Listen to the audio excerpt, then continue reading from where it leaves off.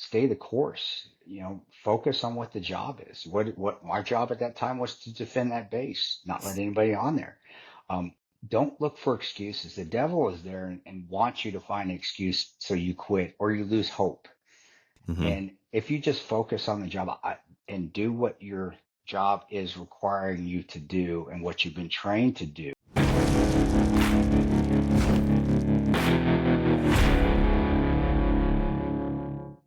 Welcome to the Men's Alliance podcast. Men's Alliance is a growing movement of tribes across the nation that meet weekly for rugged outdoor workouts and a real-world devotion around a fire. If you want to be a part of what we're doing, join us at men'salliancetribe.com, where you can find a tribe near you or come to one of our Start the Fire weekends. So check us out at men'salliancetribe.com. Now stay tuned for this great podcast. Welcome to the Men's Alliance podcast. I'm Dave Mills Goose, and with me today, Dusty Parker Shadow. What's going on? And guys, we've got an awesome guest. Really excited to tell you about and introduce you to Kris Tanto Paronto. Kris, welcome to the Men's Alliance podcast, buddy. Hey, thanks for having me. Forgive me for my chair and its creakiness. It's not my bones. I am 53 years old. I know I'm getting old. I need a new hip, but that's not me. Even though sometimes it sounds like me. Hey, that's real. I love it, man. But thanks for having me, Dave. Appreciate it, Dave. Appreciate it, man. Absolutely, man. So, for you guys, first off, if you're not familiar with Kris Paronto, shame on you. You need to Google him and crawl out from under that rock. And he's the kind of guy that's hard to introduce because he's done so much. There's so much about him. But just a little bit. Kris was a former Army Ranger and gained a lot of notoriety that he's going to talk a little bit about today in the Benghazi 13 Hours incident. And he co-authored that book, 13 Hours, the inside of account of what really happened in Benghazi. He's also written a couple bestsellers, including The Ranger Way and The Patriots Creed. And in addition to all that, he's got all kinds of businesses he's running nowadays. And I'm excited just to have him telling us as much or as little about all that great stuff as he wants. So, Kris, I know that you probably tell the Benghazi story all the time, everywhere you go. And I kind of wanted to start us off today. Guys, you got to understand this backstory. So go read the book 13 Hours or watch the movie 13 Hours. Kris, I know you're not going to go tell the entire story today just for time's sake. I want to assume our listeners kind of have that core knowledge of the incident. But capture for us from, I kind of want to kind of center this conversation around leadership. Okay. And capture for us, like, what was going on there from a leadership perspective. I know you got so many lessons learned, the good leadership, the bad leadership, the ugly. Tell us about that.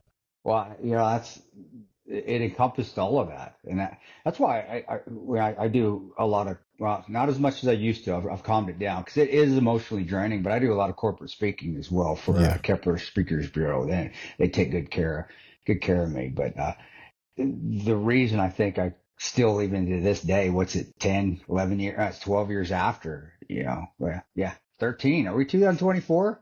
24, yeah. 12 years after is, and even, 7, 8 years after the book and the movie came out, is because it does really resonates that night, where I can talk about that night and get into all that, like just what you said. You said it more eloquently than I could, the good, the bad, and the ugly.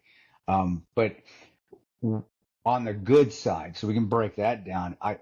The team that we had, I saw leaders that just did their jobs. I think that's one thing that we have with poor leaders and poor leadership is that leaders, you have to manage. I get that. You don't want to micromanage though, but you also have to be able to say, you know what, guys, my subordinates, I've taught you well, or you've learned well, where you came from. I don't know what the heck I'm doing here, and I'm going to let you guys have it. And again, I guess that could be construed as the bad too. But what I'm saying with my team is that we had a team of leaders. We had a team of subject matter experts in their particular field. We had Navy SEALs, we had an Army Ranger and myself, we had Marines, we had guys that have been doing the job for 10, 11 years, not just serving, just doing that job in particular. And the maturity levels were so high. And it was where each of us had different responsibilities within that team, and each of us had different jobs, and not one of us. It was amazing, because usually you see a bunch of alpha males get in each other's lanes, and they're hey, I'm gonna do it, you tell me, and or maybe that's the stereotype that people Yeah. see. Yeah. And that didn't happen at all that night. It was Roan had his responsibilities. He was doing it. I was staying out of his way like the rest of the team. I had my responsibilities that I had to deal with, and to make sure we were successful, and everybody stayed out of my way. And it just, it even in those communities, it doesn't always happen that way. So throughout that night, when we were fighting, whether it was the second, third, fourth, fifth firefight, or when we were just moving and getting things prepped to get over to the consulate, or even when we were told to stand down and just withhold, biting our tongues and letting the person that needed to talk to our chief talk, and all of us wanted to scream and yell at him. It was a beautiful thing, because it was just, okay, he's got it. I got confidence in him. I know I can do it, but I know he's got it. That's his job. Let him be the leader right now. I'm going to stand off to the side and be the subordinate. And it just, it was awesome. It was just, one of us would take a lead and the other one would step back, because of the confidence and the trust in each other. And I want people to know that too. It wasn't because of friendships. It wasn't because we liked each other, because we didn't. I think that's a misnomer. People are like, what? You guys weren't best friends? No, not at all. In fact, Oz and I don't like each other at all. I didn't like him there. He didn't like me there. I don't like him now. He didn't like me now. But good leaders are able to put those, I should say, not good, great leaders. And I'm not calling myself great. I did some great things that night, faced with those situations, because I was surrounded by great leaders. But they're able to put differences aside and pride aside and their ego aside to get the job accomplished. And that Right. was what leadership on the good side that I saw throughout that entire night, throughout to the next morning. The bad side is kind of what I already touched on, is that there are leaders that sometimes can't let go, that want to micromanage. Yeah. And you have to have that trust. Now, if you're a leader and you haven't trained your people well enough, and you're not willing to let them do their thing because you haven't prepared them, whose fault is that? And now you see that maybe a little bit more within a unit that's together for a long time. But in our case, with our chief Bob, and then we had a team leader who we wrote about in the book, but we didn't put him in the movie because Bob and him are like what is it? What are they? It's a mashed up character, chief in the movie. Okay. It's because we just didn't have time to get a backstory of both. And honestly, they both were worthless anyway. And Bob was more of a, Bob was more colorful than our team leader was. So, but our team leader had no military experience. And that's the agency, that's the government for you. He's going to be in charge, the guy with the least amount of experience. He wasn't held to the same standards for qualification vetting to get on the GRS. But it was those things where they were not willing to let go and say, guys, we don't know we don't know what to do here. This is not our area of expertise. We are not combat veterans. We haven't seen enough of this to know what to do, or been through SEAL training, the arduous training, Ranger training, all the classes, and Sephardic, Cephalic, and all these classes, dive squad, everything that prepares you, not just the experience, but just everything that prepares you for combat situation like that, which is why we are Rangers and SEALs and Marines. That you have to be prepared. They weren't willing to say, we don't know what the heck we're doing, guys. Take it. And that is a leadership failure. And, Absolutely. It is. And that's an ego thing. That's just straight up. And that's a man thing. Well, Some guys, in today's society, power trip over being in charge of you guys. It is. Yeah. I heard I remember hearing a guy in the Air Force. He was a full bird, and he was not in the combat Air Force. He was a administrative contractor type, and I remember him bragging to me one time about how many pilots he was supervising. He was like, "Yeah, they all report to me." And I'm like, "What are you talking about, dude? You're power tripping because you've got the operators reporting to you, and you're kind of excited about that because you're not an operator. It's Right. insecurity, Yeah. and that is something that is in a lot of today's with the equal opportunity and all that. It's in both men and women more. You see that in both sides and both genders. But what we're talking about in my case, yeah, you see that insecurity that a lot of males have, and more so in areas that they shouldn't be, with Yeah. security in foreign countries, with doing direct action missions and being in charge of combat operations, being a logistical Air Force officer that has an extremely important job, but to him, because he's not on the front lines fighting, he's, oh man, I'm my self worth is being compromised. It's not, and that's why I would tell all those guys, don't you are ensuring that we have what we need. So when Hmm. we do get in the fight, we've got everything we need, all our support, all the logistics, all the management of where people are, because you're moving pieces. You're that chess master. I said, don't talk down about yourself. And then also Yeah. don't try to be a passive aggressive knucklehead and belittle the rest of us because you're in charge of us. You have Yeah. your job to do it 110%. So Yeah. when it's my turn to do my job, I've got everything I need so I can do it at 110% too. But that's not the typical man. I don't think it's, I think it's probably always been like that. But with the advent of social media and trolling and everybody can comment on anything, I think it's even more so today, where that insecurity comes out in a negative fashion. Where back in the day, yeah, I'm sure it did, but it's also where I do think there was a lot stronger generations, the greatest generation mentally, because we were raised stronger. They were raised to settle differences behind the woodshed. They were raised that, hey, you're only as important as you make yourself as important. You're going to work your ass off and be someone that's, whatever you do, be important in it. Just whatever you do, you're going to be good at whatever you do. I know I'm going in a circle there, but it is. It's today's society. It's that if you're not, and maybe we're a little bit at fault for that, for writing books, not us in particular, but more special ops guys write books, and there's movies. You got Lone Survivor, you got American Hmm. Sniper, you got guys that write book like Nick Irving, great guy. He's going to be on my podcast today, but he wrote The Reaper, and you've got Rob O'Neill writing The Oh yeah. Operator, There's no shortage of books. Yeah. and not knocking this guy because I'm friends with all of them. Rob's a great Yeah. guy. Nick's a great guy, but we put that out there, Yeah. and even more so now, there's phones everywhere when you go on military bases, or pictures of every deployment. That I think it even makes it harder for a man to be secure in his manhood and whatever they do, Mm. whatever they're doing, because it's not the cool thing. It's not the pictures Yeah. of humping up the Penshire Valley like we did in the Global War on Terror. And I'm subject to that too. I got some pictures of that, and it's cool. When I post them, I try to put a backstory of why, not just, hey, this is cool. It's Yeah.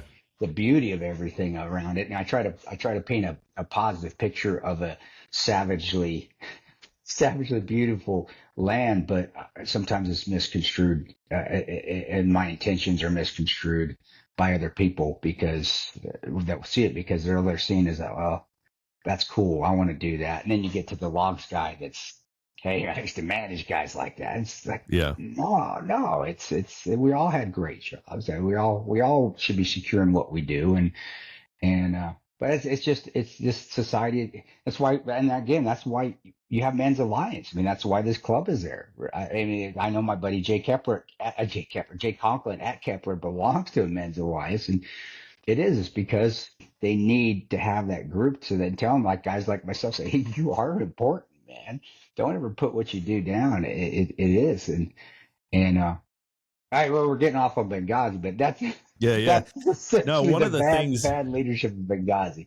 yeah. So like I'm hearing from you that, a great leader, one of their characteristics is that they are self-confident enough in Yeah, what they don't know to let the experts do what they're good at, right? yeah, And to not micromanage, to say, hey, this is your thing, man. This is not my thing. You're better at this than me. Go at it. You think about this. The agency goes to so much length to hire the right people. right? And this is true for like any business. Yeah. Like if you're working for a Fortune 500 company, they go to all this great effort to hire the right person. So it makes no sense to try to micromanage that person. Like for you guys, if they go to that effort to hire experienced operators for security, then let that guy do what you hired him to do. Right. It's common sense, but common sense isn't in abundance in today's world. That's the truth. It just, it is the old KISS adage, keep it simple, stupid, or wherever you want to put that last S. But it's not. People don't see it that way in today's society because they want to overcomplicate, or they want to make a problem before it's a problem. And the agency's big on that too. The government is huge on it. It's monstrous, and people can see every day how like, man, that's a simple fix. Why can't they fix it? Now there are other moving parts sometimes that we don't see, and that's behind the scenes. But in cases like ours, it was that simple. It was hey, they know what they're doing. Let them go. The reason we held back, though, and people have asked, well, then why didn't you just do? Well, first of all, we are taught to listen to our leaders. That is one of the training as that you're ingrained in when you're within the military, and it carries over in the contract world. So we're like, okay, well, we will listen to you first because that's what we're trained to do. That's what we're supposed to. And also it's like, well, maybe it is the agency. I have worked for these guys before. All of us thought the same thing. Maybe they do know something and they're trying to get us help that we don't know, and they're just not going to tell us at the moment, because that was commonplace too. We weren't always privy to every piece of information, even though we shouldn't. And that wasn't on a classified level. That was just, again, a personal level, a control level. I got control. Information is control. It is. Yeah. And it was, I got control. We're just not going to tell you what's going on until you need to know. But it goes back to the same thing. Well, how do you know what I need to know when you have no idea of the job and you're completely out of your element? It was a vicious cycle, and it did happen at a lot of different bases. The difference was that all those other bases, generally, we did have some military, not say attaché, but a military, a leader within the agency, a staffer that had military experience that was at a higher level, like in Afghanistan or Iraq, because of, the operations were so much bigger, that would come in and say, no, you should get out of the way. We're doing this. You need to step out of the way, Bob. You need to step out of the way, guys that don't know what to do. But there we didn't have that. I mean, it was just really us. Even our chief of station, who was in Tripoli, he had no military experience either. The guy before him did. The guy before him was a jawbreaker.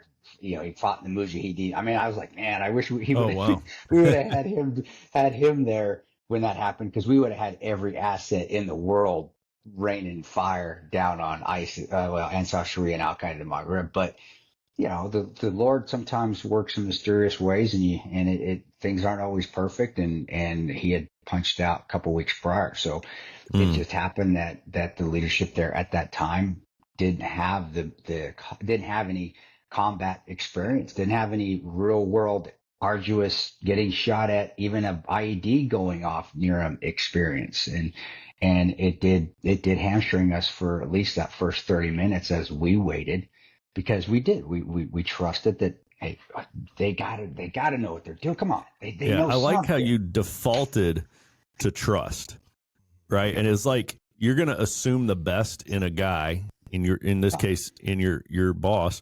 You're going to assume the best in him, default to trust, and assume competence, and then he will have to prove himself incompetent instead of the other way around, right?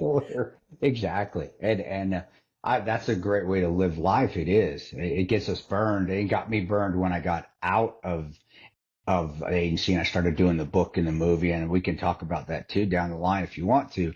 But that trust is there because that's what you are trained as, especially big time in the special operations community, is you trust that leader knows what they're doing. And the thing is generally in the SEAL community or the Ranger community, special forces community, Delta community, Night Stalkers, PJs, all that, the SOCOM community, generally those leaders do know what the hell they're, because they've been they've been vetted too. They've been put through the ringer, not just on the tactical side, but on the technical side too. They are Yeah. officers there for a reason. They weren't just, hey, you want to be an officer at Ranger Town. It was a tryout process for them. That's a great point. I'm glad you brought that up because I'll tell you, people that have never met a general, the only, information they're going off of is probably a movie, Yeah. which generally makes them look kind of stupid. But from my experience, like when I've met and had conversations with generals,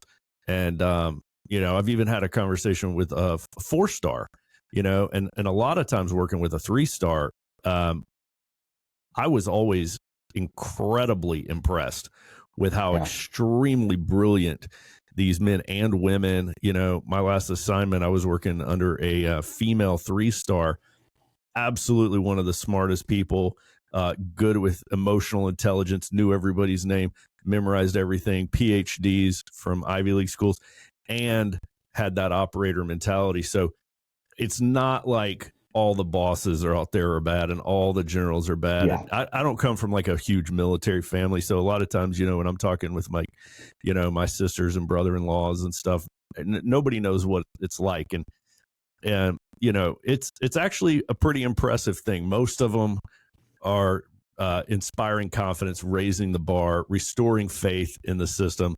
But it's that one-off one, thank God it's the exception, not the rule. It is. It generally is, and the bad thing is even today. You see, let's talk about the positive first. I agree with you on that. My first commander was Stanley McChrystal, who was a lieutenant colonel. Yeah. I was my private there at Ranger Battalion. I mean, come on, that's a tremendous leader, and he was a Ranger's Ranger. He was a Ranger's officer, an officer's Ranger, a Ranger's officer, however you want to say that, for the 75th. And, and even my first captain was a general by the name of, he is a general now, but his was Captain Paul J. LaCamera, who was a 3-star. And he became the regimental commander when he became a colonel as well. So you're right. The experiences there at Ranger Battalion, we had great officers. At least I did.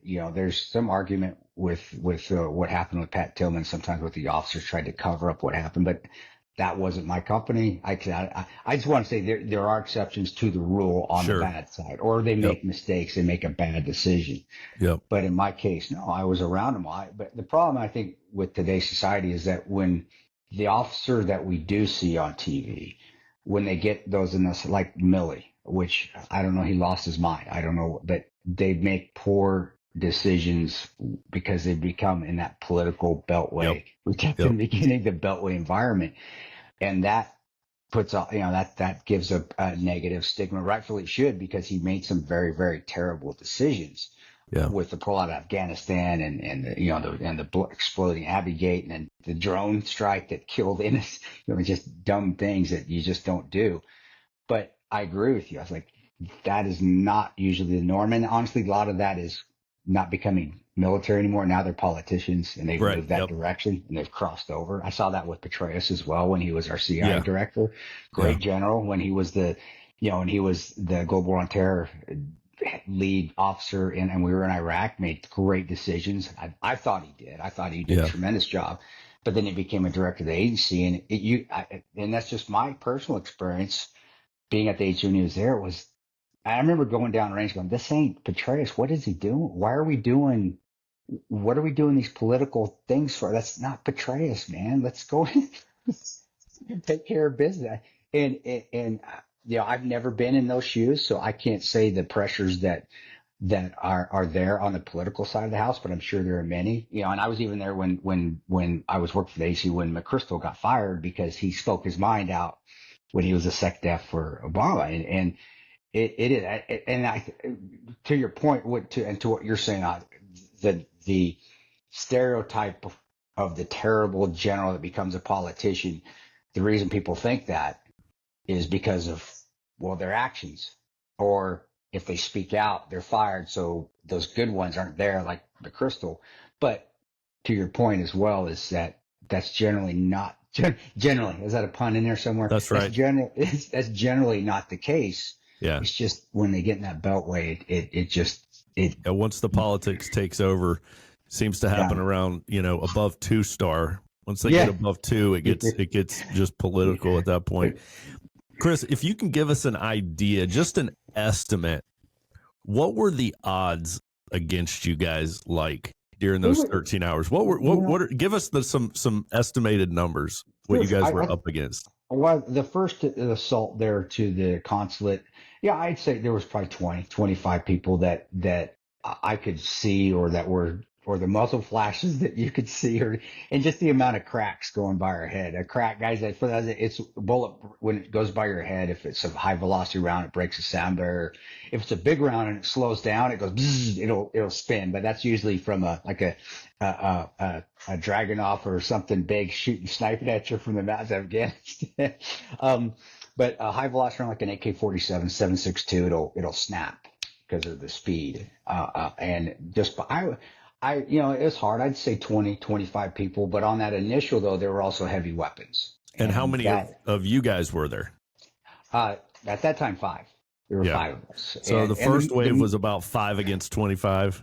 And that was us assaulting them. That was the initial. And the movie did a great job showing all. I mean, that was it. It was like, hey, get this figured out. We did have some locals that were shooting with us that we thought it was 2. I remember seeing 2. One guy with a PKM and one guy with an AK-47. And the guy with the PKM, for those who don't know, PKM is like an M60 or a 240 Bravo. It's the Eastern Bloc version of a 7.62 belt-fed weapon system. And I remember he had a Baklava on. I remember we drove up there. We're getting there. And we've already wasted 30, 35 minutes. So we're behind the power curve already. And we get to the road. There's an alleyway that we have to go down because that's where the front of the consulate is, where the gate is. And so we get to it. We're on a road. It is called Gunfighter. We didn't make that up. That was what we called that road, and it even showed up that way on our maps in Benghazi. And we get to that corner, and as I get to that corner, we're trying to figure out who friend or foe is. And it's like the movie. It's like, how do you know who friend or, I remember even taking this, how do we know they're friendly? Yeah, that was a good scene in the movie where people are just coming out of the woodwork at you guys. And you're like, it seemed like you were just about to shoot each guy. And you're like, who's this guy? Is he with us? Hold up. And God bless him, man. That little guy, Amal, his name's Henry. He actually looks younger and more capable in the movie than he really was. And I say this in my speaking events, and I do want guys. I want you to picture a Bob Newhart that's from Egypt, and the older, the old TV show with the Darrell brothers, brother Darrell brother. That Bob Newhart, not the young guy. That was what he looks like. And to me, and I'm sorry I'm going off a tangent. I just always smile when I think about him because. That he wasn't a combat terp, and I've had combat terps, and they're tough. They're tough, so they're right there with us, man. He was a linguist. He was an office jockey. He didn't do this, and he still came with us. I mean, that just means sheer brave. Sure, that epitomized what bravery and heroism is. Not what we did. We had to do it. That's what we signed up for. He did, and he still came. But anyway. I remember pulling up, and he was in the vehicle, and I remember I said, "Hey man, get this figured out." I said that to him in the movie. We said this. I mean, again, it's spot on. And I remember the little guy just getting out of the vehicle, and he was crapping his pants. Now the movie it showed us push him by himself. I was like, Michael, we didn't come on. We're not going to do that to somebody that's never been in a gunfight. Say, go get this figured out. Our team leader, we actually did attach our team. I said, he's like, dude, take care. Just stay on him. He's got a rifle. You go with. So 2 of them went out to coordinate what was going on. Why that was going on, there was gunfire and from a PKM going on. And I looked, I remember seeing a local fighter with a balaclava on. He wasn't of Libyan descent. He looked more of like of more West African descent. He was dark. He was blacker. He was West African. He was probably Sudanese. He could have been maybe even farther south there, but he had a little balaclava on, but I could see his neck, extremely dark. It was still lit because there were fires going on. There were still street lights on. And I just remember going down and then you come back. Typical terrorist fighting technique.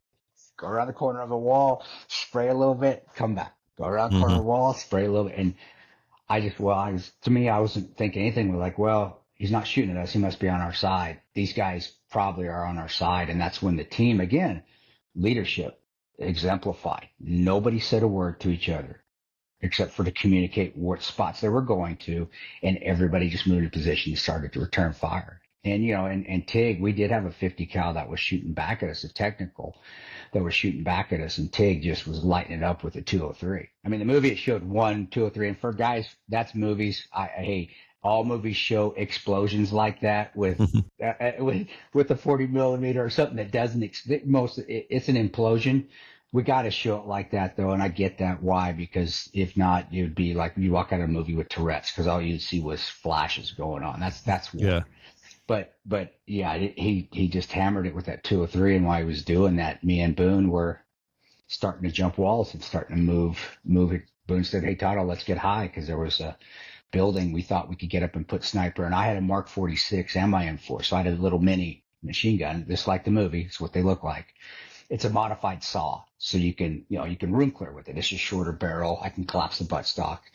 Yeah. But man, I was loaded down. I remember just being like, well, I'm 42, and I had a 46 on this side. It had a 100 round, we call it a nut sack, but a 100 round ammo starter bag on it, and then I had a 200 round drum linked over here. We did the cool thing in the movie where Pablo had it linked like Rambo. I'm like, well, it looks cool, go with it. But I did have it in a drum, and in the drum it comes in a 249, a solid drum with that 5.56 linked.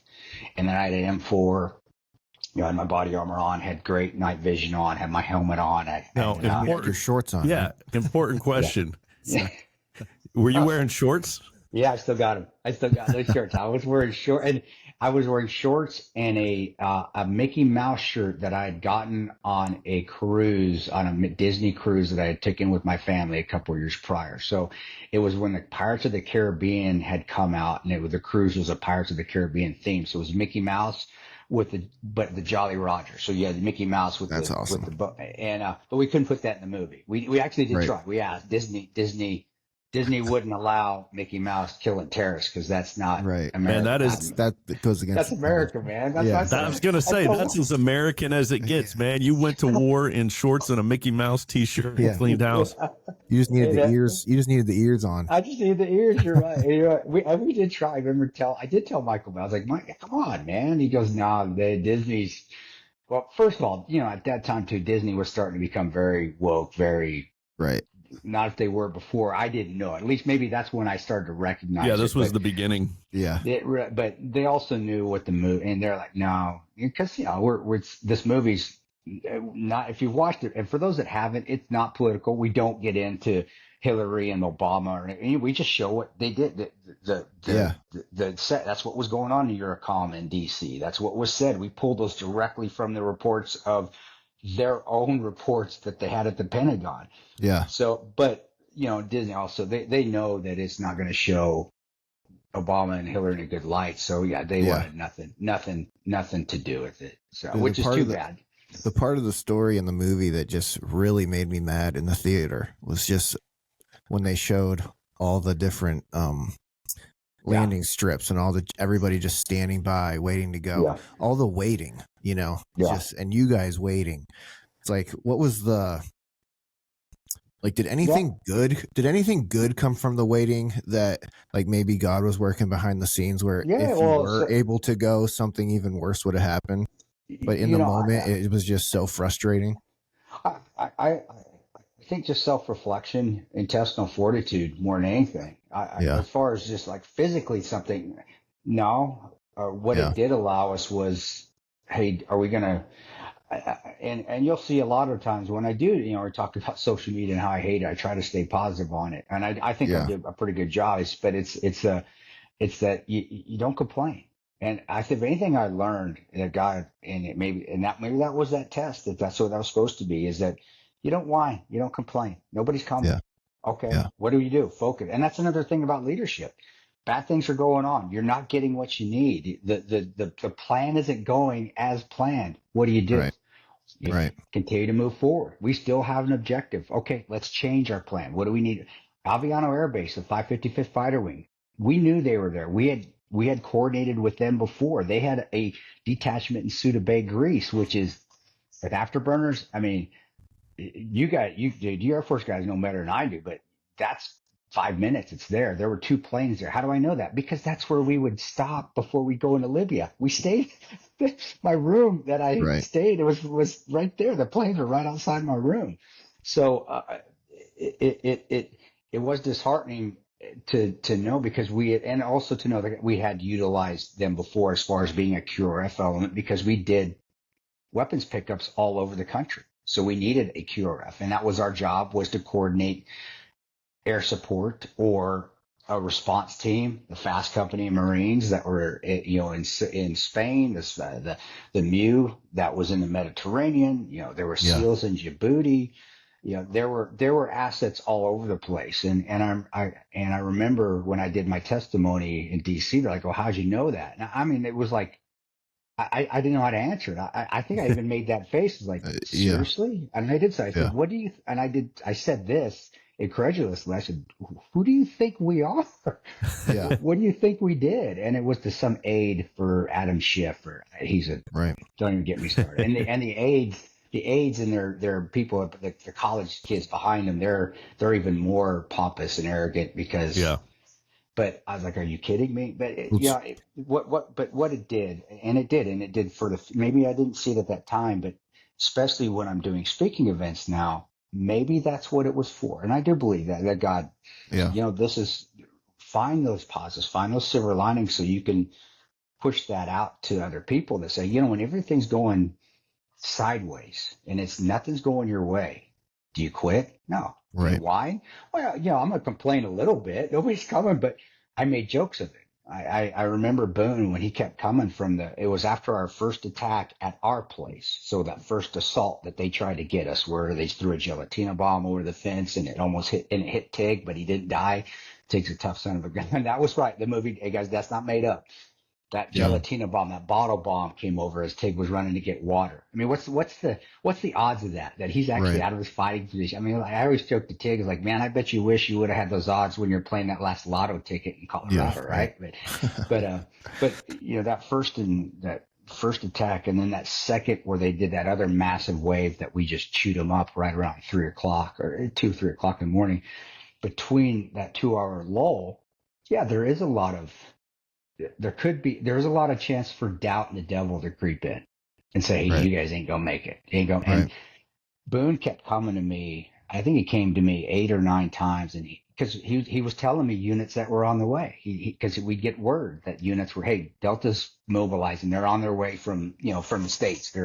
Hey, the SIF, the team that you see, the JOF team that you see, Joint Operation Command team that you see in the movie, that's right, that's 10 Special Forces Group. That was the SIF, the Commanders in Extremis Force. For those that don't know what a SIF is there to do and rescue people exactly in the situation that we're in. That's what they're there for. And they're long tappers. They're a Special Forces team that are specifically trained for QRF missions. They're hard nosed. They're probably the best of the best of Special Forces teams. They're called SIF teams, and that was that 10th Special Forces Group team that had already been on station to protect Ambassador Stevens when he was in Tripoli. So they were on their way. They had got repositioned, and we had 2 Marine companies, our 2 Marine battalions or companies. I can't remember the site, but they were major forces that had got repositioned. And actually, there was one that had been actually dressed in their fatigues and told to come back and go to civilians, and they had to redress, I think, twice. Yeah. Because it probably was a company. I was a fast Marine,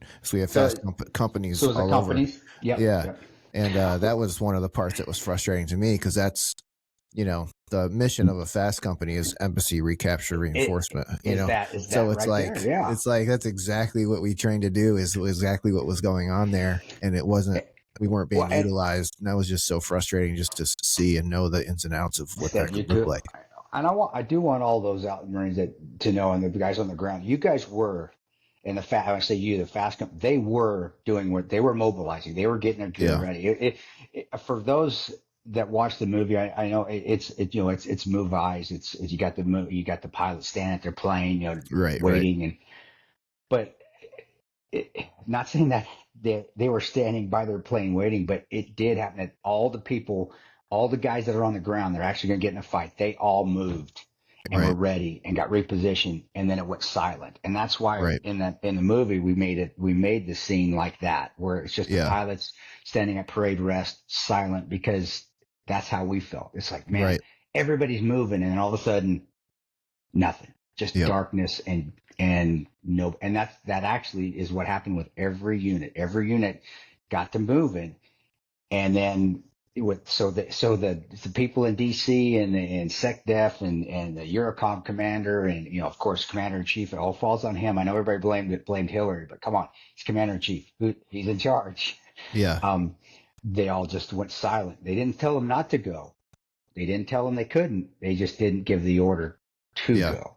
I mean, it's almost to be expected. I kind of learned in the fast community is how much we would get stood up for something and it wouldn't happen. So it's like you almost get like, okay, yeah, like, but one of those times it's really going to happen. But it was always seemed like the boy who cried wolf. You know, it's like, all right, we're just going through the motions because we know we're not actually going to get to go in. we weren't crying wolf. We're like, we need you. And it was Boone, but I said Boone would come and he'd say, hey, fast company's coming. No, they're not. Then he'd walk back to me. Hey, the 555th Fighter Wing, the Aviano guys. Yeah, we had a rapport with them. They're coming. No, they're not coming. Hey, there was the SIF team. They're coming, man. They're moving. No, they're not coming. And it just for the 2 hours, it just, you can lose hope, man. It's easy to lose hope. And I made a joke out of it. I did. And there's why we put a reference to, hey, the pizza in the movie. It's not at that time, but we put a reference to hey, man, if they ordered a pizza, it'd be quick. Well, I told that to Boone on the last time he came to me, and he said, hey, Delta's mobilizing. They're moving from the States. Oh, no, they redirected. I go, when he walked to me again, I'm like, dude, if it ain't Domino's Pizza, I don't want to know. Don't tell me anything. Right. So, and a lesson learned from that is just laughter really is the best medicine. And I did like that about our movie, that they got the jackassery in there, because that's what really happens, guys. There is a lot of heroism, there is a lot of bravado, but there are so many funny, dumb, politically incorrect things that are said to get you through that moment that is more real than just Audie Murphy, let's charge the gun nest and take everybody. No, there's and it's all from bad movies, because that's all we do is watch. One of my favorite lines from the movie is when you guys are all sitting on the rooftop. It's in a lull between the waves of assaults, and one of you guys says, how's the room full of Jason Bournes doing down there? That was me. I got to a point. They hated me. The Jason Bournes out, because I knew, the argument where I did fall asleep when Ambassador Stevens, but I fell asleep. Oh, that's another good scene. I tried to hide it with a mag. I was pretending I was reading a magazine, and I got dressed down for it. And I would always fight with him about it. Like, guys, this is not why I'm here. I'm not. But I got to the point where I was so, the agency people got younger and younger and younger with less and less downrange or military experience. Right. I saw that in 7 years. So every time one would come in, a new one would come in. We weren't getting the jawbreaker guys anymore. We weren't getting guys that had 20 years military intelligence experience. We weren't getting salty guys that had fought in clandestine missions in the Cold War, or even had been, been in the initial push in Iraq, or even Desert Storm or anything. Somalia, we hadn't got any. We were getting these kids that were from Ivy League schools or upper echelon schools that had gone through the farm, told that the sky was green, they believed it, and that they could bend bullets and jump over cars when they got to these countries. And so it ruffled my feathers at that time, when I was a lot feistier back then in my younger days, and I didn't want to take any. So for me, my response to that was, first of all, to parody the alpha male, which I did do the dancing with the flashlight. I did dancing, and I'd listen to Ricky Martin and LMFO and stuff that alpha males don't do. Well, that's what I'm going to do, because I got to parody it. But also it was to take a chip off their shoulders down a little bit. And maybe that was my own insecurities, or it wasn't envy. I didn't envy them at all. It just was, man, these kids don't deserve to be here. They haven't put in the time. They're here and now they're thinking they're running the show. And it was me being a lot more immature. I don't think it was wrong for the time, but that was Yeah. me. Like, yeah, tell the Jason Bournes, what's going on. Hey, tell Jason Bourne, bring me a gun up. And cause the first time, I'll tell you, the first time that I did that, it was in Kabul. It was in 2006. We're doing a meet. So we're taking our bread and butter stuff is taking case officers out to do pickups, to pick up and, a clandestine pickup is to pick up an asset and get them in the car so they can interrogate them and get their spy stuff done. They can interview them and they can get information from. And he gets in this college. He's 20, I think probably 24, 25. He gets in the car with his M4, and he's flagging us all. I mean, he's in the back seat. He's got his M4 and he's got it's just a slick M4 with he's got his magazine in there. And I remember I turned the seat. I go, what are you going to do with that, man?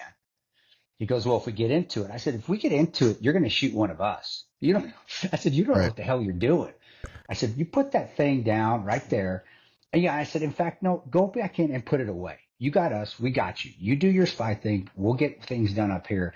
And I said, next time, Jason Bourne, why don't you ask one of us if you're going to bring your, and that's where the Jason Bourne thing started. Right. It was, to me, it was like, man, disrespect. You talk to us. This is our game to, again, where this is our room. This is our subject matter expertise. You're in the back. You make sure that the Taliban guy or whoever we're picking up is giving you the information we need so we can go win this global war on terror and beat the Taliban, and then we'll get you home safely. You don't have nothing to do with firearms. Leave that thing at home.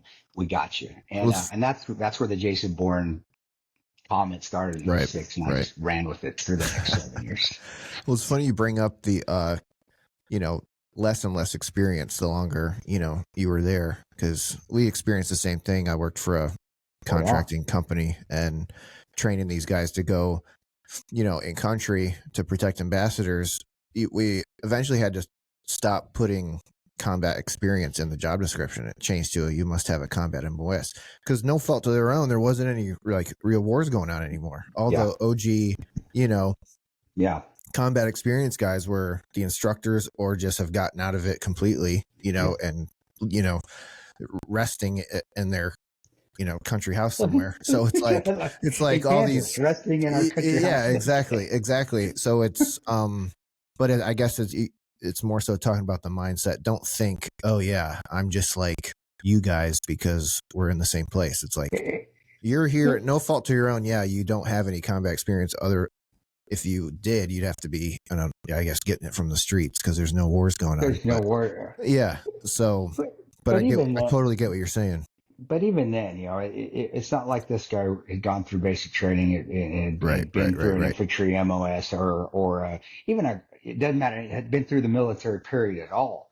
Yeah. It was just some kid that graduated from college and watched too many, in my opinion. Keep in mind, guys, I'm a lot younger. I am a lot saltier. Yeah, I'm fine. I'm going to say what I want to say. If you want to fire me, fine. I'm good at my job. That was always one thing that I could fall back on, was that no matter how big of an ass I was, and I'll admit, I can't lie to you, I wasn't.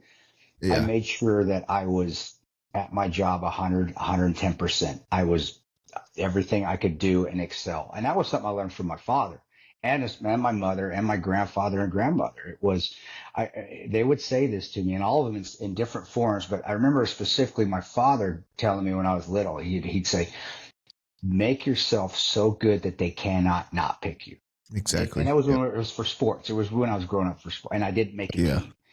And it was my grandmother's like, hey, did you work hard enough? Did you work hard enough? Well, obviously I did. Right. And that's when my dad's like, hey, don't leave it up to somebody else. You work your tail off so they cannot not pick you. Don't leave it for chance is what it would. And that resonated with me forever. So at that time, I knew I'm physically fit, in shape. I could think, I could plan. It wasn't just there wasn't just a physical part. I made myself a student of warfare, reading everything I could, reading every manual I could, and then going out and practicing those things with units or on my own, and then putting them into practice. And good thing they worked, or we got lucky. Right.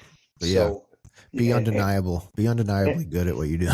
and that's why I took it to that extreme, but also that's why I took offense to it because because I think, not I think, I knew a lot of them thought it was easy. Grab a gun, let's get in a Right. gunfight. Well, Right. in Benghazi, they found out that wasn't the case. It's not that easy of just Yeah. It's more than pick just a gun. shooting. You're not shooting on the Exactly. range. It's more than just shooting a gun. Thank It's you. You're, dealing with the whole mindset of what you're going to see and what life you're taking and the buddy beside you. I mean, it's a huge emotional undertaking. It's way more than right. just being able to be a good shooter. And it's a chess game and being 3 steps Right. ahead. And it's Right. math. Right. It's math. It's geometry. It's angles. Where Yeah. do I need to move? Where's my eyesight need to be? How far do I need to pie out so I Yeah. can see and they can't see? And, it is so much more. And once you get it down, yeah, it does feel very simple. Now it Yeah. does. It feels fluid, but It's like a it is, dance. it is, it Yeah. is. And speaking of that, it's when things were going well with the team and I just saw 'em moving and everybody going in the right spots and moving in the right spots. It was like a beautiful symphony. I mean, Hmm. that's how I was like, I'm just watching this symphony unfold in front of my face. And Right. it was wonderful. That's what Um, happens when you have a lot of guys who are good at what they do in any environment, not just a combat environment. But if everybody's competent and everybody knows their role and everybody knows their job, you can not even know this person, but you know their background and how they're trained. Just like, in my experience, you could know, okay, you were a fast guy. We've had the exact same training. We could clear a house together without talking to yeah, each other, without knowing each other's names. It's a dance, you it can is. you can get that in the office if you're the lead your team in that way where everybody knows what they're supposed to do, and you could go a whole week without talking to each other and having everything done correctly. And that's a Yeah. successful company. I Yeah. don't people Right. realize that's what that is. That's where it comes from. Yeah. Combat, it doesn't have to just stay in the combat battlefield mindset Right. world. That is, Right. and I don't want them to say, well, corporation's a battlefield. And I don't want to hear that. I know some people think that, but it is the same as far as working together, knowing each other. Everybody is on the same page. Everybody's heading towards that same goal that we need to be successful and we're willing to put all our differences aside, but also we're also getting trained. And you know this being a fast company, you're going to fall to your highest level of training. Yep. So if you're only trained at this level, you're not going to exceed expectations. It don't work that way. And Right. you're going to get up here. If you're trained up here, that's where you're going to reach. And I think that was another uh, important facet with the team is that all of us were highly trained but all of us had gone through hard training. You guys have as well. And in the corporate world, that is extremely important because I think 'cause there's a lot of companies because of PC-ness and because of I don't know if the term woke is, I know that's a negative connotation of it. I just can't think of a better word for it right now. It But works. Yeah. they're That's not good. able to train Yeah. and train their people to high standards because the possibility of them having an EO complaint or being sued or I was unrightfully let go because of my gender or whatever my belief is, or the color of my skin. I know ever that's not the case. I don't think should ever be a excuse for not training your people that hard because you're afraid your company's going to get sued or something's bad's going to happen to your company. Yeah. It might happen. I guess I was never raised. My grandfather was an immigrant. I'm Mexican.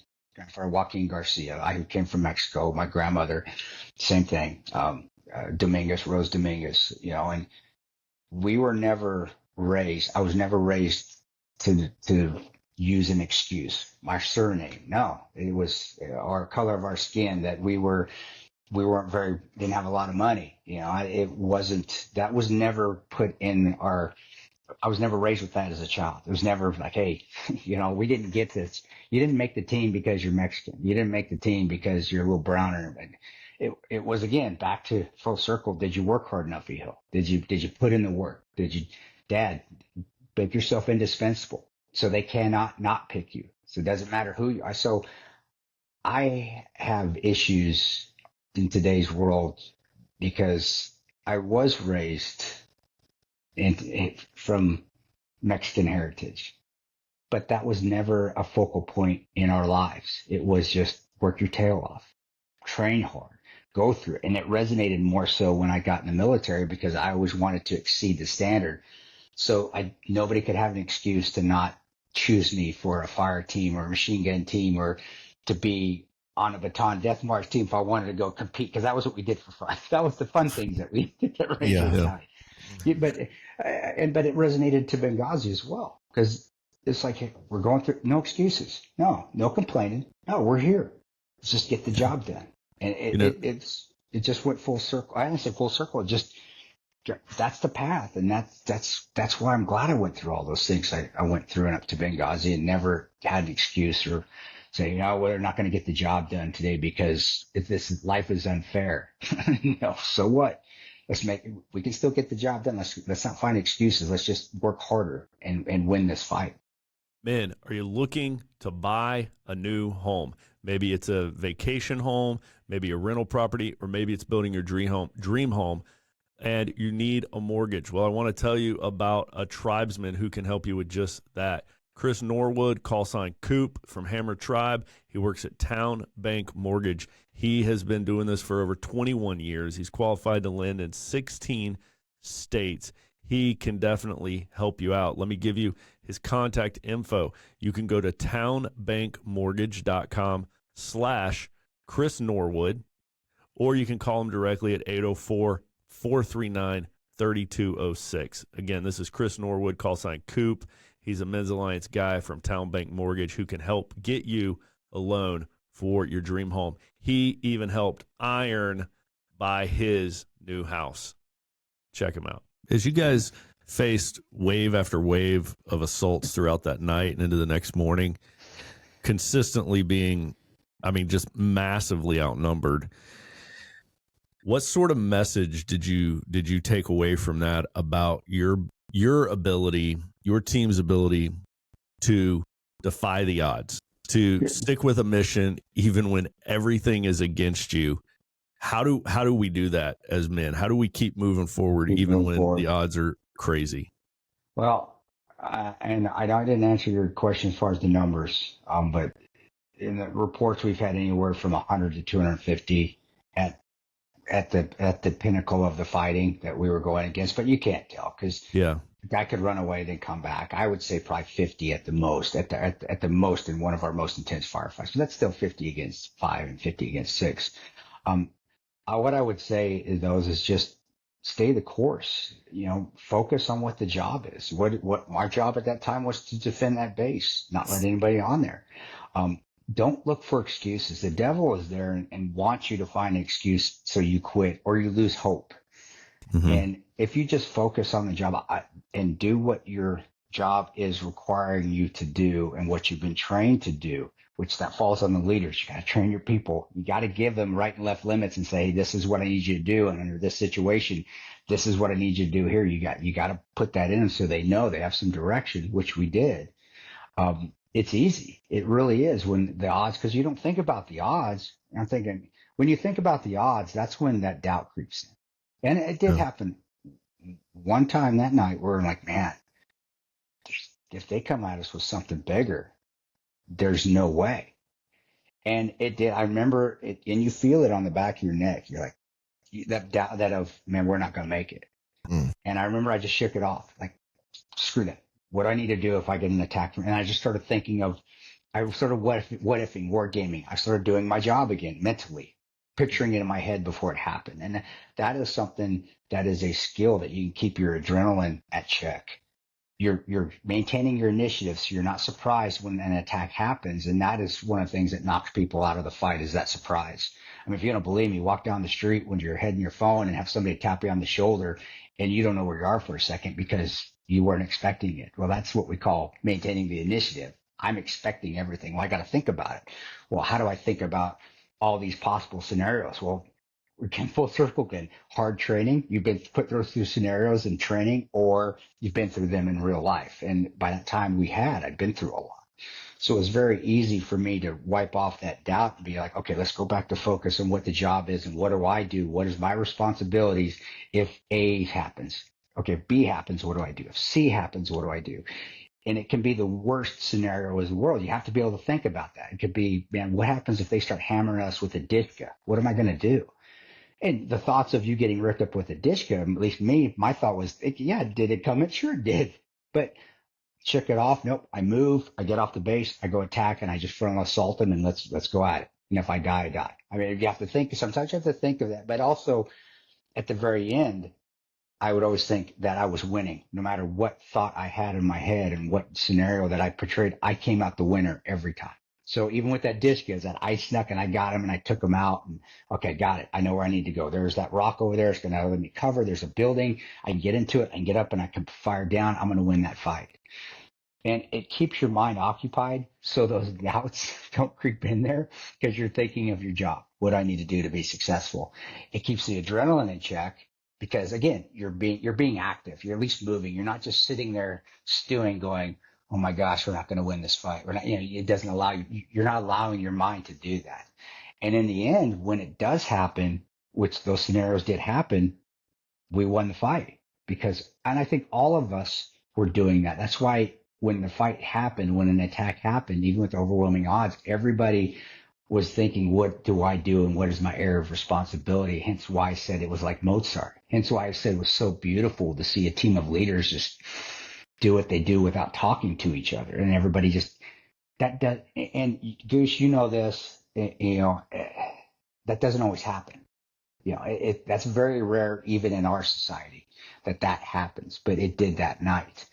And do I think that was a coincidence? No, that was God saying, we need these guys here that night on 9/11/2012, because there's going to be a monumental attack, and we need guys that are, we need a team. I don't say us, we're the best. We're not. There's great guys everywhere, but we need a team that is the best team that we can put on the field that day. I'm talking football talk, but best team we can put on the field that day.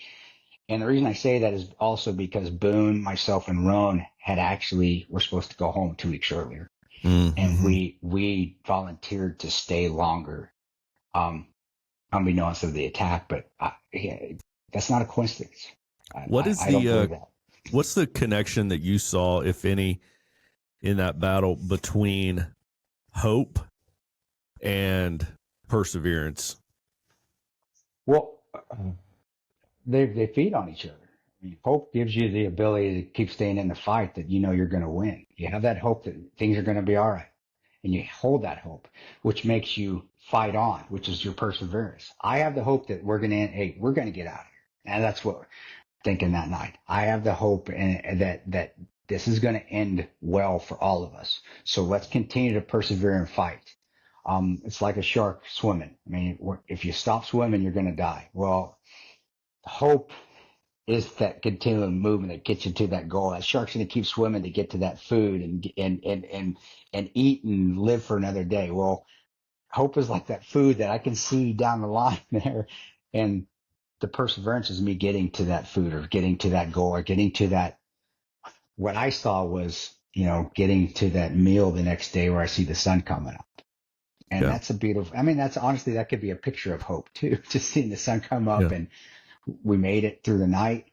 But you have to persevere to it, because it's not right in front of you. You've got to travel to it, and you don't. And sometimes it's like a Shining, the Shining movie, where you're down a hallway and it just seems to keep getting farther. You're not getting any closer, right?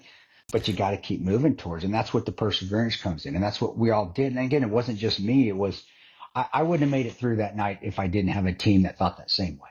If I was on my own, it was the team that made us continue to persevere. All of us wanted to do that, and that made us a heck of a lot stronger. Every one of us fed off each other's positivity and hope and perseverance, and then also our tactical abilities. They were tremendous operators.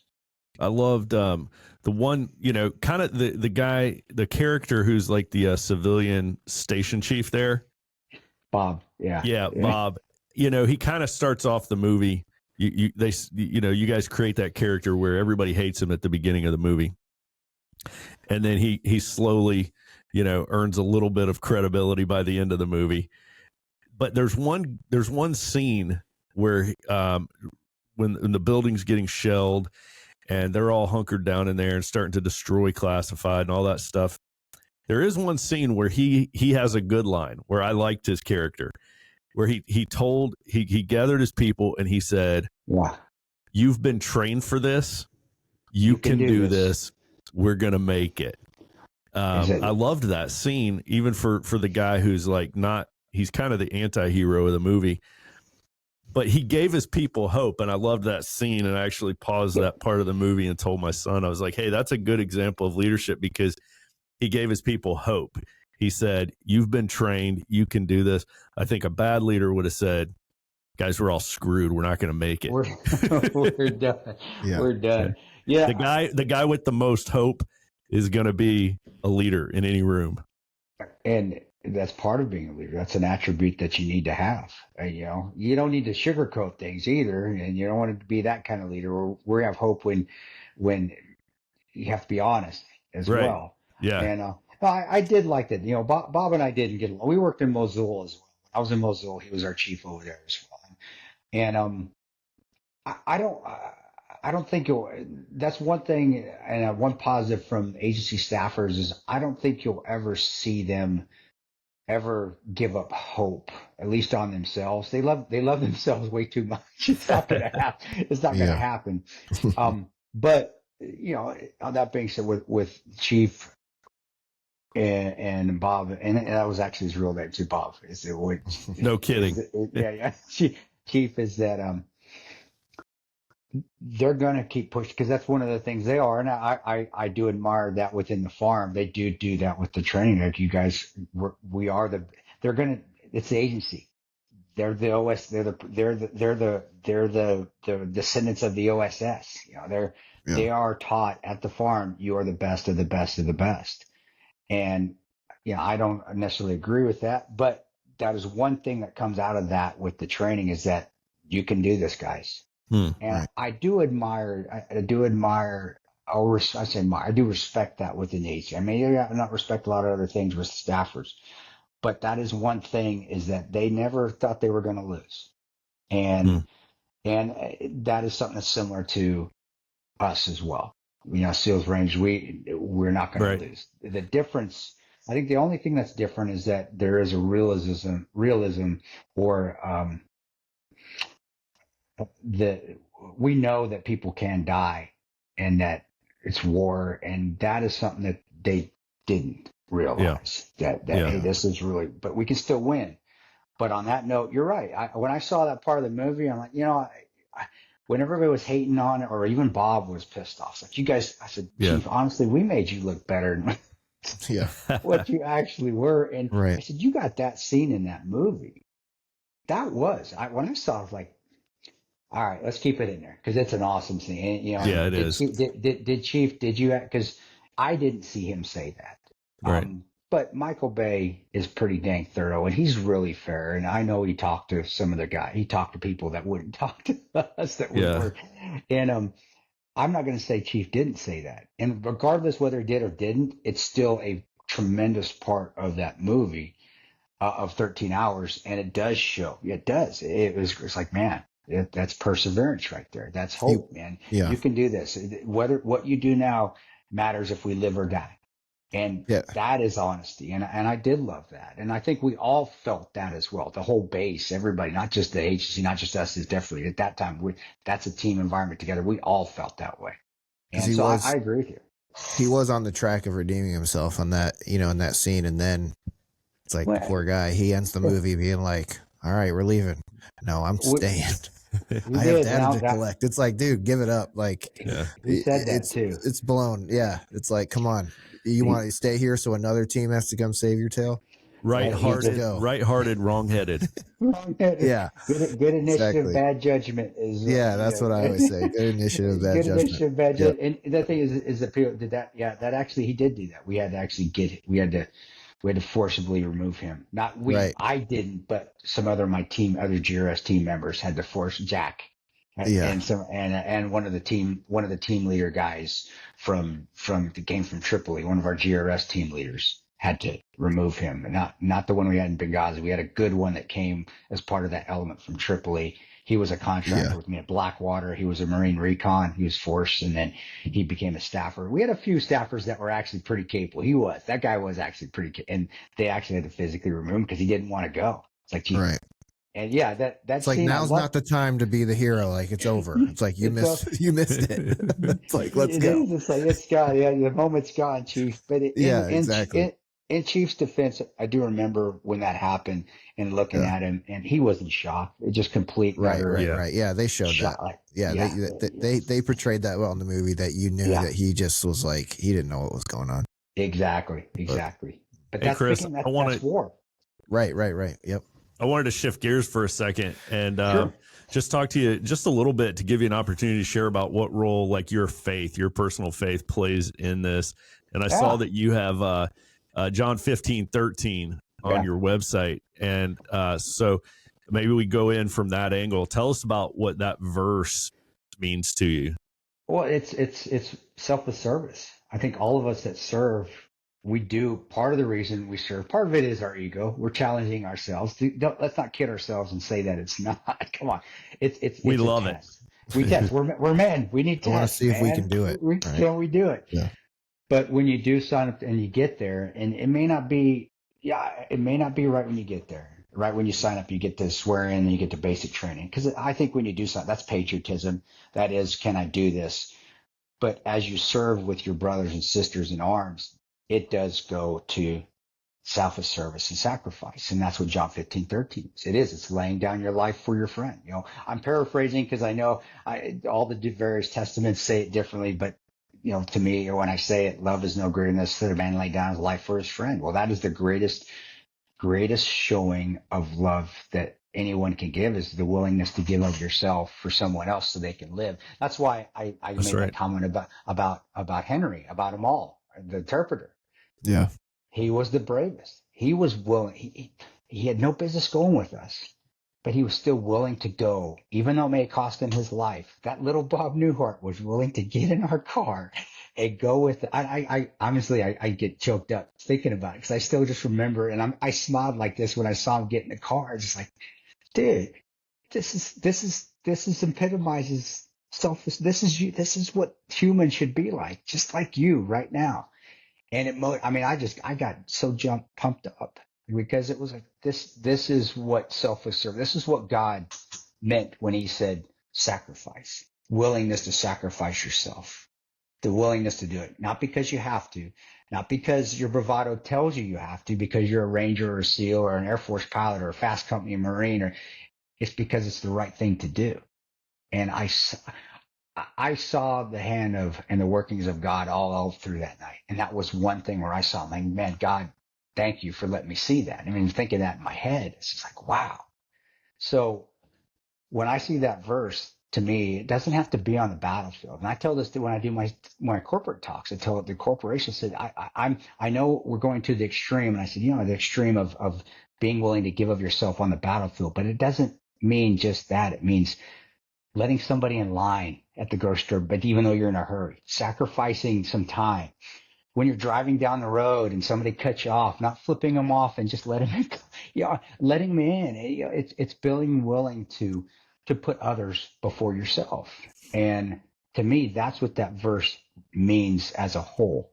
In the combat situation, and all of us, serve under that moniker if we stay in under an extended period of time, because we no longer really serve. It's not, we love our country, we love God, but we do it and we continue to do it because we love the people that we're serving with. We're willing to give of ourselves for it. But it can translate to just everyday actions that we do, showing love and compassion for each other. Yeah. And again, to the simple thing of you don't see kids holding the doors open for people anymore. Well, that's selfless service right there. I still do it. I even tell my son, I even guys, and I have the hardest even with my own kids. They don't want to, and they see me setting the example all the time. Or saying yes, sir, or no, sir. I know it. It's like, well, how's that selfless? Sir, well, you're doing something that you may not feel comfortable with, but you're doing it so somebody may feel happy and smile. That is still sacrifice. You're making yourself uncomfortable. Combat just shows the extremes of that. And that's why I love that verse. And that's why it's all over my website, because I really do believe that we should live every day with selfless service and sacrifice in everything we do, putting others before ourselves. That's virtue. The only reason we have man's laws is because we don't want to follow God's laws anymore with virtue. If we all had virtue, we wouldn't even need man's laws anymore, because everybody would be doing the right thing because it's the right thing to do because the Bible says so. Well, that to me is if you don't read anything in the Bible, if you just live by that verse, I think a lot of things that would be going wrong in the world wouldn't be going on, because everybody would just be being decent to each other. And I'm a culprit of that too. Come on, I'm not perfect. I'm no angel. I'm no saint. We all are. I sin, but I still think that always remind every day, like still just the simple things, pushing in taking a grocery cart from an elderly man or woman that just, or even a veteran. I've never done a veteran that's just having a hard time and with just a hard day, that can't walk or is injured or just it's raining outside and they're 80 years old. And ma'am, I got it.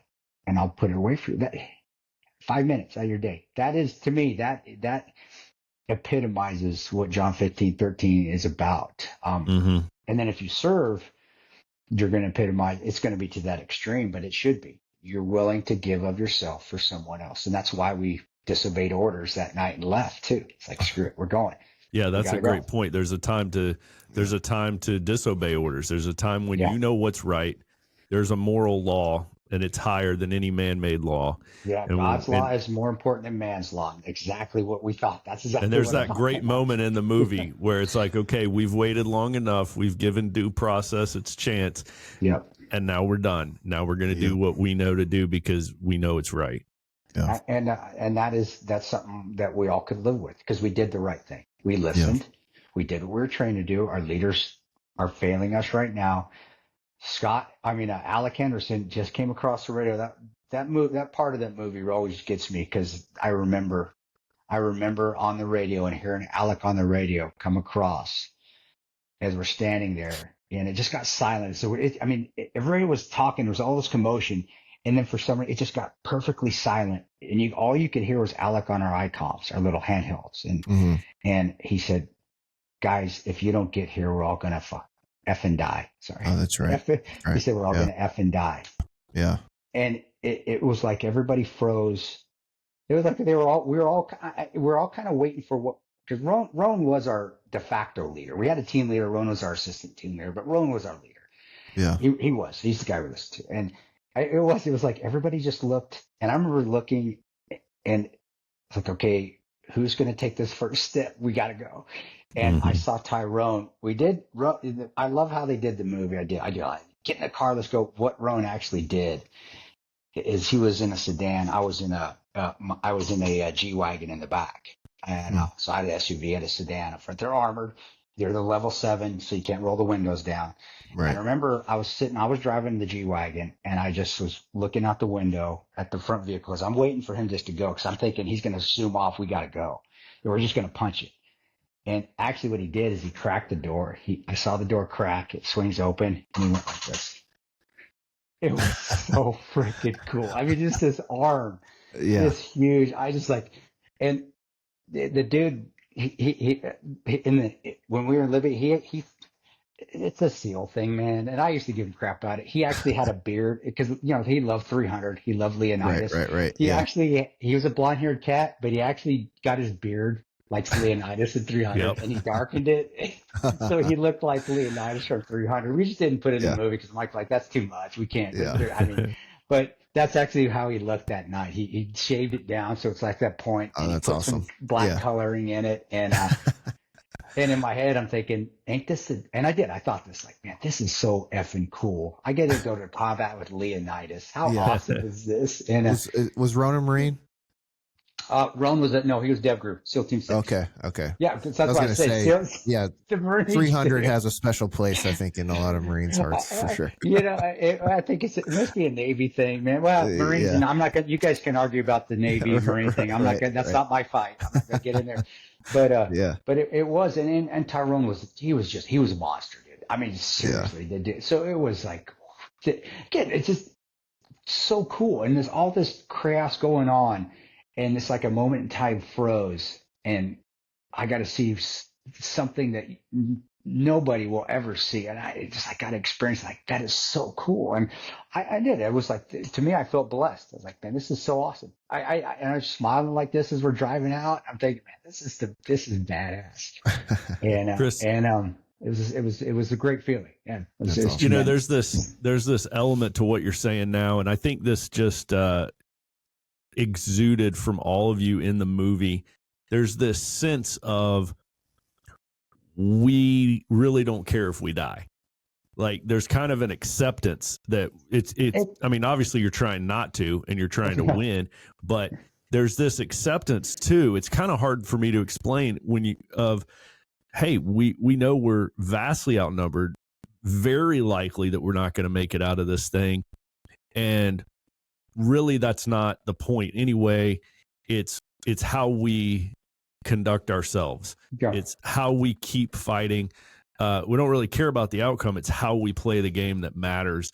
There's this sense of that kind of comes from everybody. It's like, it's almost like the goal is how the game is played, not necessarily its outcome, if that makes sense. Even though you are playing to win, there's such importance put on how we conduct ourselves, even if we know that we're being overwhelmed and we're not going to make it. That the odds are stacked heavily against the.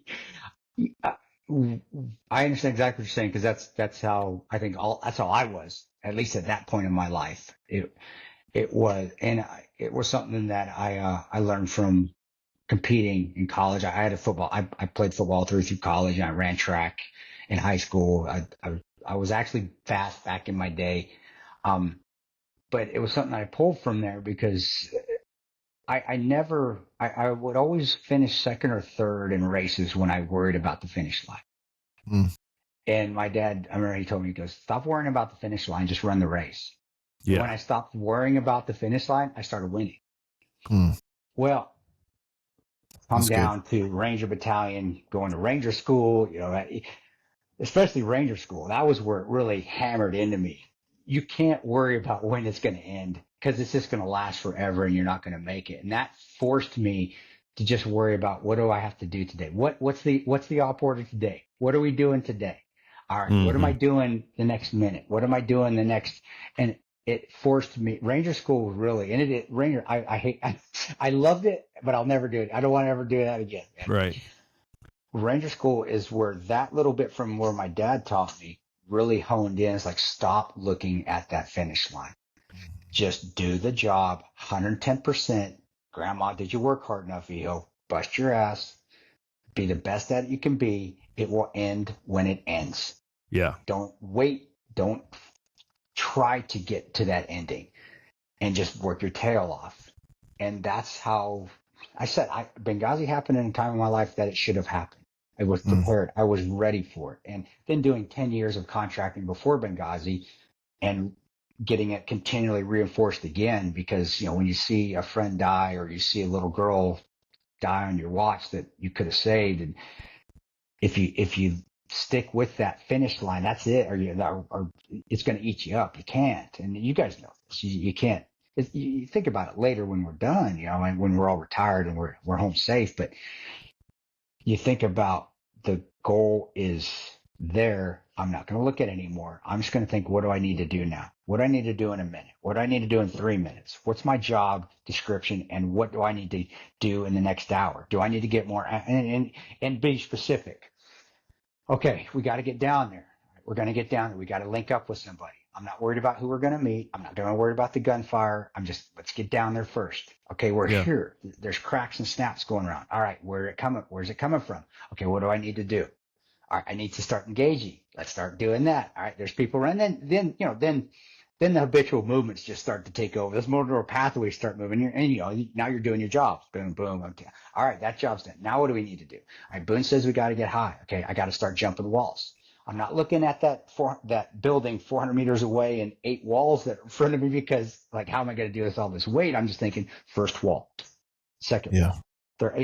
And that's you take it in segments. And right. Again, I was raised like that, but it really did hammer in me at Ranger School, because Benning phase is your first phase of Ranger School. It's the woodland phase, but you've been at Ranger School for pre-Ranger 0 week wrap week for almost a month. So people don't know that. It says Ranger School 62 days. Well, add another 30 days onto that before you even started. I got to Ranger School and I was thinking of the finish line when I got to Benning phase because I'd been at pre-Ranger for 3 weeks. I did 0 week, which was a week, and then I did wrap week, the Ranger assessment one, which is the week. So it's been 5 weeks. And I remember getting to my bunk, which I think they gave us a couple hours of sleep.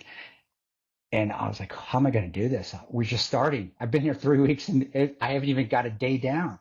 And that's when it was like, okay, stop thinking of the end and swamp phase and graduation. Go to bed. Let's wake up. Let's do what we got to do that day. And it just took it day by day by day by day. And when that night happened in Benghazi, after all that military experience and then also the deployments, it was honestly it was easy. It was very easy to not think, okay, when are we leaving? It was just, what do I need to do now? We're going to get out of here. That's to your point, the goal. We want to win. So the thought of we're going to win and get out of here. I just don't know when that is. I don't care when it is, but we're going to keep fighting until I either die or we get out of here. I mean, there's two options. That's it. And I think the corporate world, I think a lot of companies, not that there are tremendous companies out there do great things, but I think the ones that aren't successful are the ones that focus on and just we got to be here.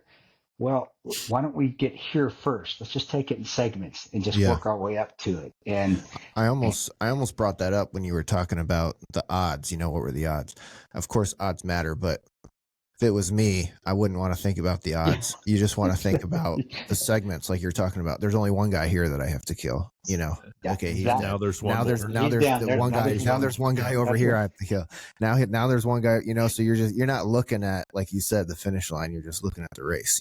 It's like break it up. That's like whenever you're trying to cut addiction or stop looking at porn or whatever. It's like, how am I never going to look at porn again for the rest of my life? It's like, you only have to worry about not looking at it today or within the next 5 minutes. For all you out there that are God-fearing guys, especially if you've been on a deployment, don't judge. Don't ever judge. Yeah, but you're exactly with addictions or alcohol. It is, and you'll hear addicts that are now clean and sober. That I just take it day by day. Right. One day at a time. That's right. It. Right. And it's the same on the battlefield. And it's the same when you get home. The guys with post-traumatic stress, when is this going to end? I'm going to be perfectly frank with y'all guys. It's not. Right. You're not going to forget. Don't try to forget. Do the opposite. And that's when I came to terms that when I did put a gun to my head in 2017 to end it, I was like, I'm done. I can't do this anymore. I'm emotionally spent. I'm speaking about this all the time. And that should have been the greatest time of my life because that's when I had the most money. That's when I had the biggest social media. Oh man, the influencer. I hate that. I can't stand it. But I was the most miserable in my life because I just wanted the pain to go away. I just wanted the emotional, but I was bringing it all on myself. And I stopped doing what I'd been taught as a child. I stopped following the word of God, as far as, hey, I'm here, lean on me. I stopped leaning on him. And that's for the night where it had to come to that turmoil. But that was also God humbling the shit out of me, going, okay, dude, you think you got everything figured out. You think you can do this on your own. I'm going to bring you to your knees. And either you're going to respond positively and come out of it, which luckily I did, or you're going to go the other way and you're going to lose this war for your soul and you're going to spend the rest of eternity in hell. And as veterans, we have an opportunity to teach that to other people, that we can come out positively, go through hell and back and still find positivity, even in the savagery that we saw. Chris, what do you credit that big change right there that you just described to, and what do you need to tell to men that are that still have that gun to their head? Well, first of all, you can't do it on your own. I know we're tough alpha males, right? I beat my chest. I can do anything. No. If you're estranged from your wife and your kids, get back to them. That's what helped me. I was actually estranged. We were divorced. We actually reconciled. She's in the room right now, probably shaking her head going, man, I can't really talk about this again. But that was the first, because think about it. When we're deployed and we're gone, who's the first person that we call when we have a chance to call? Nowadays they can probably call all the time because they got voice over internet phone, Skype. Right? But Right. back in Yeah. the day when we had the opportunity to make that one phone call, who Yep. did we call? Called our Wife. wives to talk to our kids. And then when we leave and we get out of that, we don't think we need that anymore. No, that's who our rock is. That's who keeps us stable. It's a team. That's what keeps us together. And the movie why we put that in that movie where Jack calls home to his wife, all of us Yeah. had that phone call. I wish we could have done each of our phone calls, but Jack is kind of, again, it's an amalgam. It's a morphing of all of our phone calls to our wives. That's Yeah. who do we call? We wanted that in there as important. I remember telling we got to have that in there because that is a message to all veterans that are Yeah. having issues right now. But that was for his reconciling. And I did. I remember after I put the gun down, my family was at Florida at Disneyland and Disney World at vacation. They were on their own vacation and I asked if I could join them, and they said yeah. And I remember I got on a plane the next day, and I was there, and it was best vacation I ever had. It was just tremendous. That's cool. Wonderful. Nice. But first of all, that's first and foremost is don't think you can do it on your own, and you got to surround yourself with family, mine, and that can be whatever. To me, it was my wife and kids. If you don't have your wife and kids, maybe it's your mother and your father. Or if you don't have them, maybe you still do have a family that's close to you that is not blood, but is your family. And that is if you've pushed them away, you got to bring them back. Unless they're toxic. You got to be careful because you don't want toxicity back in it. You want people that really love you and care for you and want to listen to you. And we know that. I know, if somebody's bad in your life, you don't need them in. You do. And I'm saying you out there, you do know. Don't think you don't. We know who's good in our lives. So bring those people back in because we're not alpha male tough so we can do it on our own. Don't. All right. Same thing man, right here, man. I got it. Actually, I read it every day still. Here, I got it. And I don't know. There it is. See it? Yeah, Max Lucado. Yeah, it's mine because I read the Bible, but I'm not a smart man, so I'm always trying to interpret what the heck does he mean. But I do. I'll pick it out because I still have my New Testament I had from when I was deploying. We have our little pocket ones. I still have in my drawer here. I still have that. I still have another one. I got another one in there, a prayer book, but this is one where it's simplified for me. I can read it. And there's a prayer in there, and if I need it, deciphered or simplified for, Matt Lucado. He's got a little section on the side that says what it means. But now, I read it. That's what I need to read today. So you got to bring God back in your life. You do. And every day read a prayer. I guarantee, even if it's with the Bible, you got a New Testament, Old Testament, flip it open. Don't even pick a page. Just flip it open. Or even that's what you need to read that day and pick a passage and read it. I guarantee you that is what you need to hear that day. It's funny how God works out. You know how it is with raising kids. You'll tell your kids something 100 times, but then another guy says it to them once, and they're like, "Dad, you wouldn't believe what they said." So I'm telling my son constantly, I'm like, "Listen, start every morning. Even if you just read like one verse, just start the morning with the first hour is the rudder of the day, right? Start your day off. Just crack that thing open, read one verse before you get on social media. I don't think I'm having any luck, but I'm hoping that what you just said will. So my son loves the movie 13 Hours and you and the fact that you just said that, I can't wait. I'm hoping that'll get him cracking it open. I'm going to buy him the exact Max Lucado copy right there. And my mom gave this to me. That's the funny thing. It's always from a family member that cares about you. She gave this to me when I was having issues. And I'll be honest, it sat for 2 years. In 2015, she gave it to me. It sat. I didn't read it. Yeah. But again, you got to bring God back in your life. And you are spot on, man. It's one verse. You don't need to sit there and read a whole. I don't want it. You're not going to get as much out of it. Just open it up, read a verse. You're good. The other thing is and I said it before, is that especially if you've gone through trauma in your life, recognize that you're not going to forget it. People that especially veterans that I've known that have taken their lives, they weren't, they couldn't, they were always trying to forget and try to push out of their head what they'd gone through, what the traumatic experience was. And the ones that are still going through issues right now, they're trying to forget it. When I came to terms with not just Benghazi, but I did an op where I could have saved a little girl and I didn't. It was my first big mistake where the op went well, but collateral damage, I didn't take that into account. My brain wasn't thinking that way, so I let a little girl die. I was trying to forget those things. And once I came to terms with them, like I said, you're not going to forget them.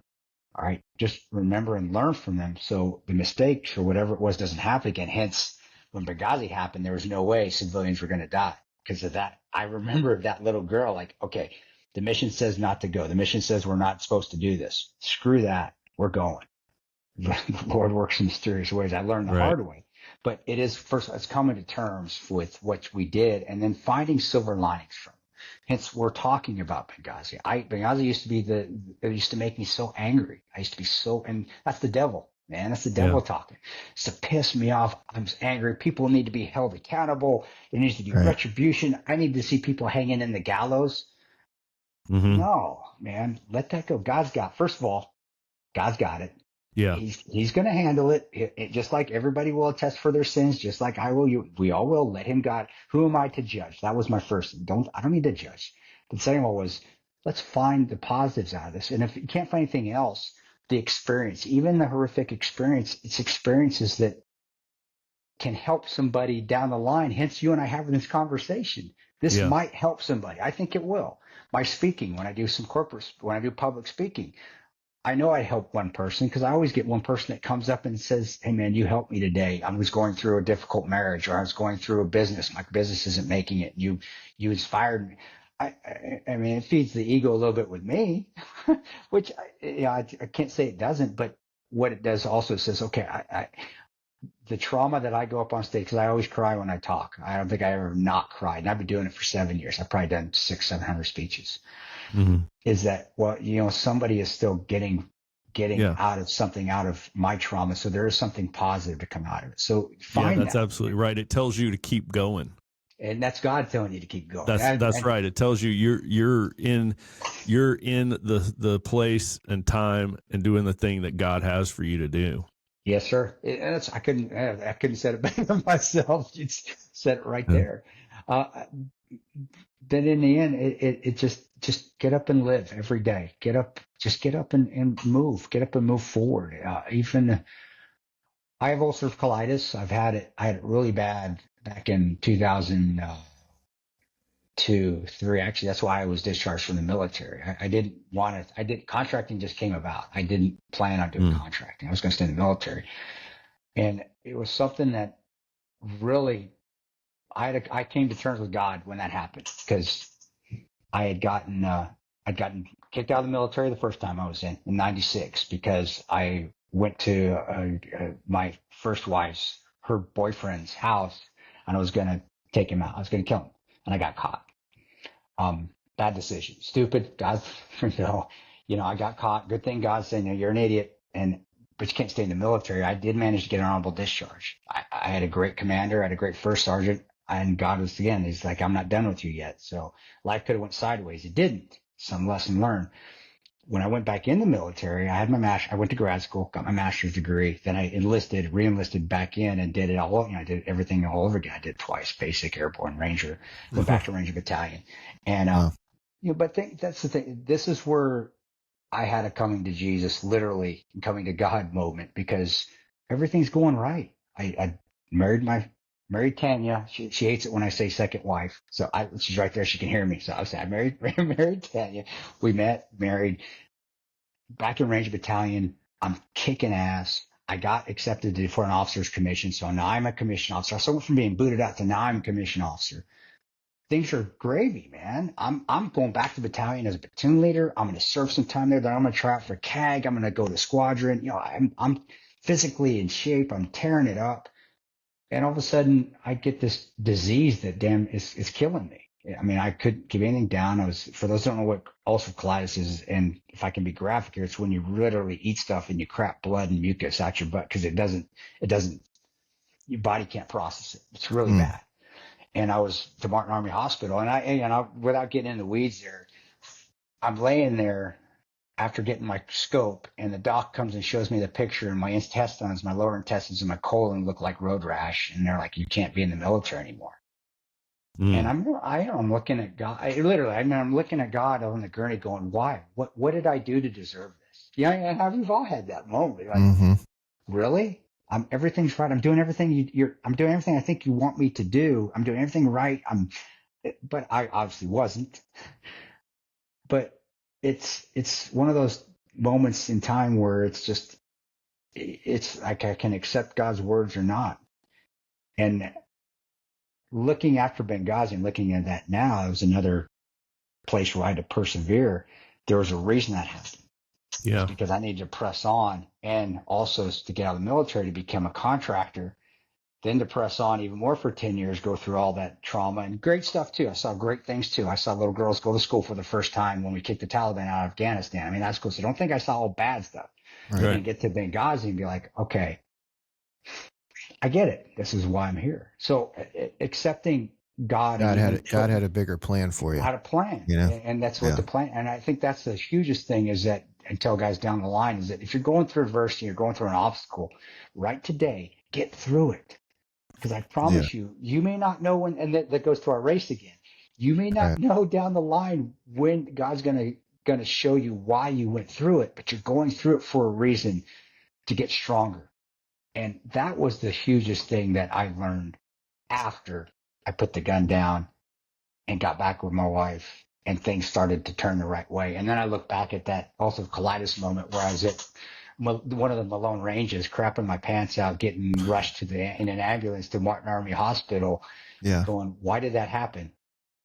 Oh, well, yeah, it's 20 years later. Dad knew you wouldn't have listened to him any other way. Exactly. That's how. And I understand. I understand now. Now I understand. Right. So that is probably the biggest thing, is just persevere. You had a great word, persevere. Obstacles, bad things are happening.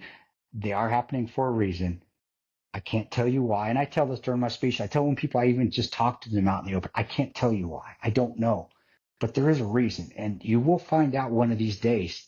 I don't know when that's going to be, but just keep pressing on and keep moving forward. And eventually you're going to find out why, and it's going to be for the better, to help you or to help somebody else out or to help both. And that is the biggest lesson I think I learned, just even through life, but then also with Benghazi, that little piece of my life that happened at the right time, when I was in the right emotional, spiritual, and mental mindset to handle that evening. If it would have happened early in my career, in my 20s, like I said, the outcome would have been different, at least for me. I don't think I would have performed as well. And when one of those teammates, you guys know, when a team were as strong as our weakest link, I probably would have been the weakest link. And the outcome could have been a heck of a lot different. We could have lost 24 people. Well, you know, there's a lot of words of wisdom that were just said there. You know, keep moving forward. Get up every morning and move. Don't try to do it alone. Connect with a tribe, a band of brothers. Start every day with the word of God. You know, and most important, or just as important in this, is we're all gonna die, right? Nobody gets out of this life alive. No. It's not whether you're gonna die; it's just when. And what's important is how we live our life. How we live our life. Yeah. One day at a time, like you were saying. Just focus on, what do I do today? It's so good. And, you know, I just got to say this for guys listening to this. One of the things that is just so great about the movie 13 Hours is it really captures the American fighting spirit.